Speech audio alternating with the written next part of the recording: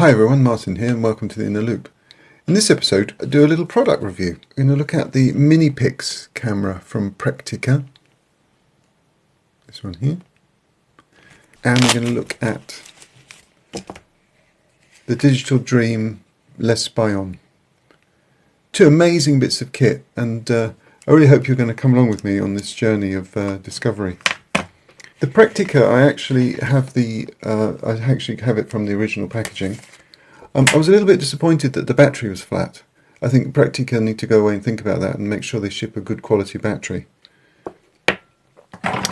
Comes in this nice plastic case. Quite neat. You can see the really quite nice artwork there. Got a 2-year warranty, so I'll certainly be filling that in and sending that off.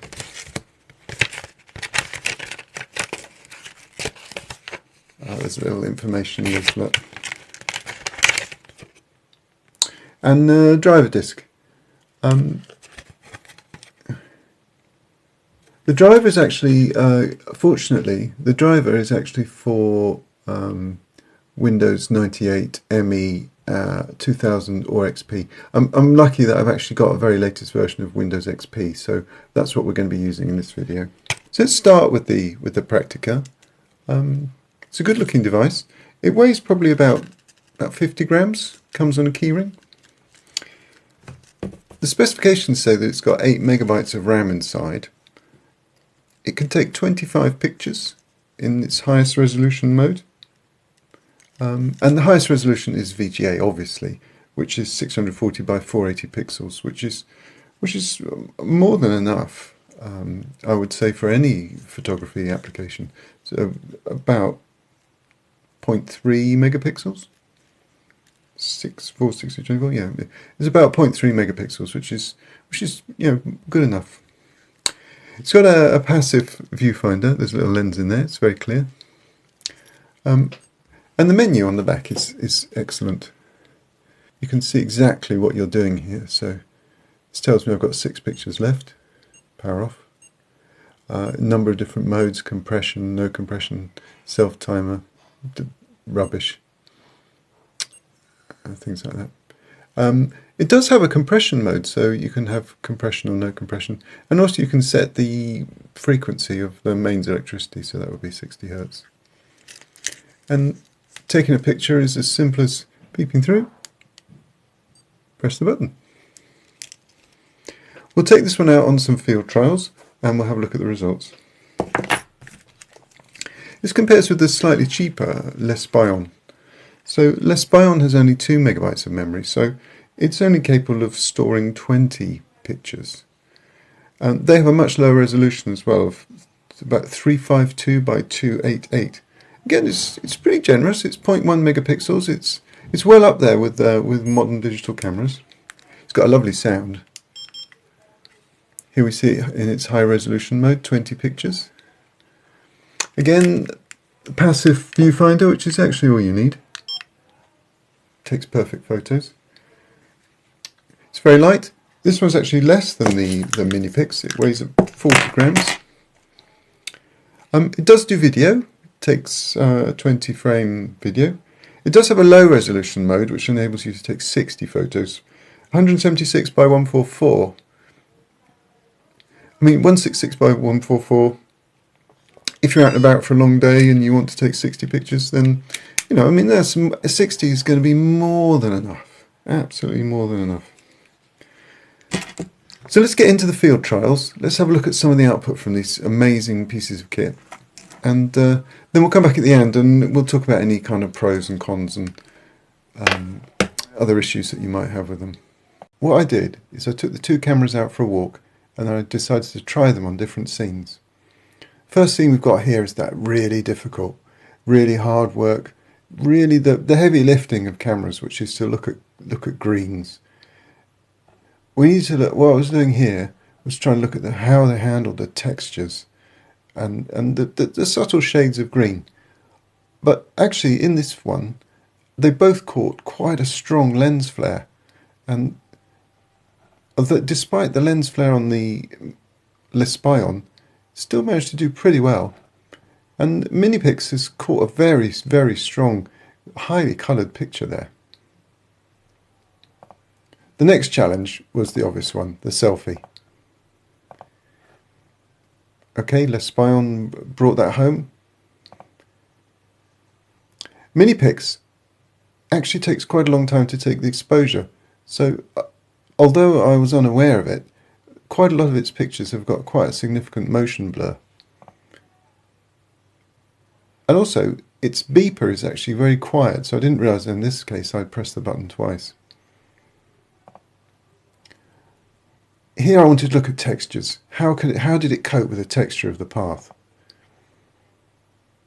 Again, I think Lespion in this case has really brought the texture in, but MinPix wins it on the depth of the greens there. The challenging and difficult chihuahuas. It's always going to be a challenge photographing fast-moving dogs. Again, Lespion handles the motion blur absolutely seamlessly. MinPix, very susceptible.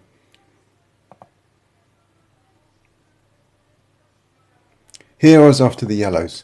Let's really focus down in on the yellows. And Lespion, I think, wins it on this one, although it's a bit more washed out. It's definitely sharper.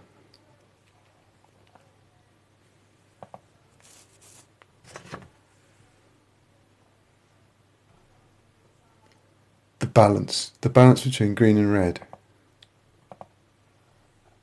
MinPix suffered some blur here. Lespion did a pretty good job. Maybe slightly on the pink side. It's lost a bit of the depth of colour.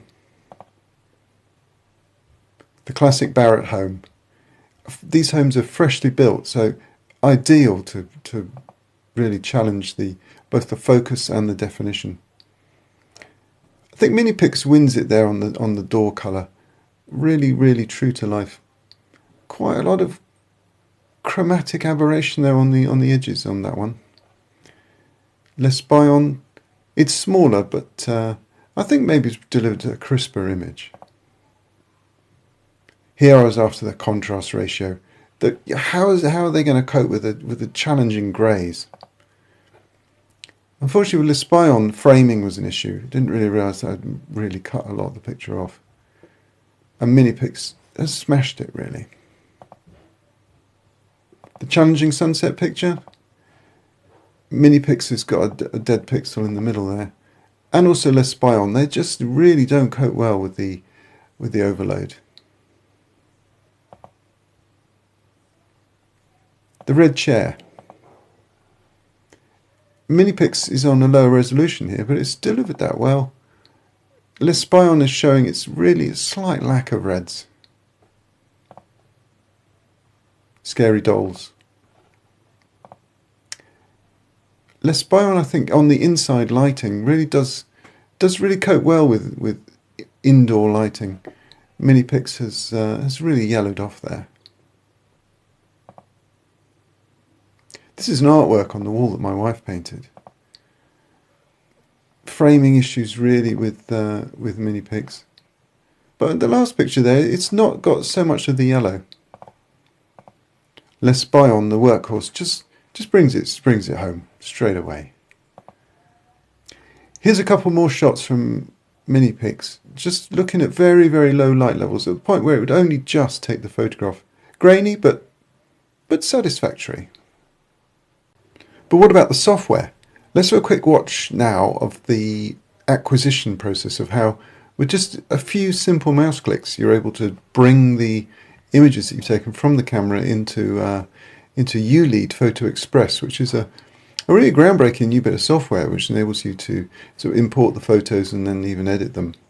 I'm not going to go through the editing process here, but you can just watch now as I just literally open up select the camera and then just open up the individual bits of software that download the photos into ULEAD. Just a few clicks there and photos are downloaded. The last and final thing to look at is the two videos.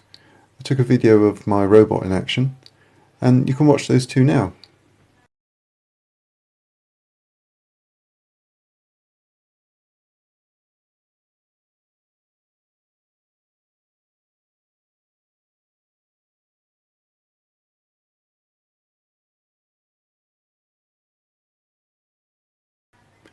Really, really stunningly quick, stunningly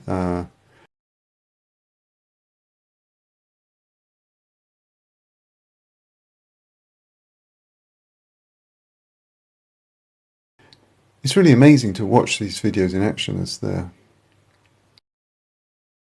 Hi, well, it's Martin here from 20 years in the future. It really is amazing how these guys have kind of lasted, how that I've even been able to open a packet that's 20 years old, and to be able to find the software and still to be able to make these work. I think the kind of artistic possibilities for these probably still exist. I did do a collage with this one. You can watch it kind of happening here. I think with these very low resolution photos, there's probably still something that can be done. There's still beauty in the granularity. There's still a Heimbach in the machine. And so we shouldn't overlook these. And in fact, this one I've seen for about £20 on eBay. So people are still interested in these vintage cameras, although they have very limited memory, and also you run a constant risk of the battery coming out, and then you lose all your pictures. You have to have a battery in there at all times.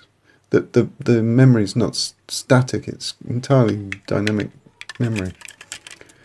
But thank you all for watching. I hope you enjoyed this little blast from the past, and I'll see you next time on the Inner Loop.